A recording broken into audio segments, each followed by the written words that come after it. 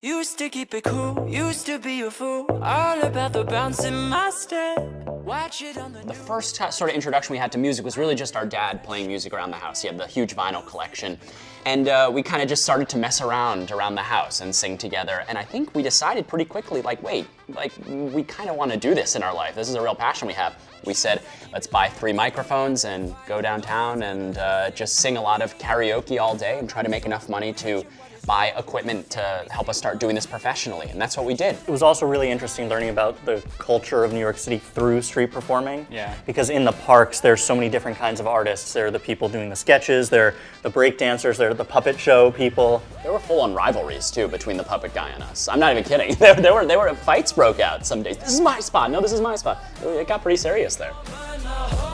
A major hurdle in our career in the later years was the idea of live music, which is a whole nother beast as opposed to songwriting. And that was actually a funny discovery that we had. Basically, we had our first single, I'm Ready. It blew up, it went platinum.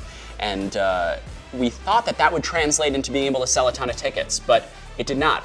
And we realized that it really has to do with the specific content of a song, whether someone comes to see you live or not. We started to write more music with those weird, quirky lyrics, and we started to see the fan base start to come in hundreds, and then, the 500 people, and then the thousands, and now today we're doing, 5 to 10,000 people a night. So that was pretty difficult to actually get to that place, but, we did eventually.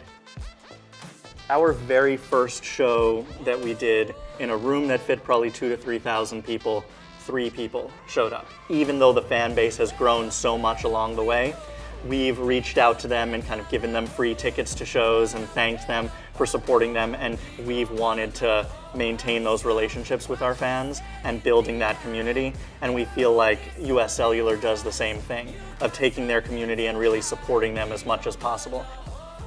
Our cell phones have been a huge, if not the most important part of staying connected with friends and family. Touring is a really, it's a really exciting place, but it's also a really lonely place. It's just been so great to have those quick calls just to, energize us again. And in terms of the songwriting, the phones have been extremely important. We use the voice memo app constantly. All day, right? yes, You're always sending me new melodies. Yes. Really important for me to be able to sign contracts for all of us, and I generally sign on behalf of them and don't tell them. But that's illegal. Use it on Let's call lawyers after this. It's hard not to be influenced by New York City. You take one subway ride and you see somebody from every walk of life and every different class. You're just kind of constantly exposed to everything.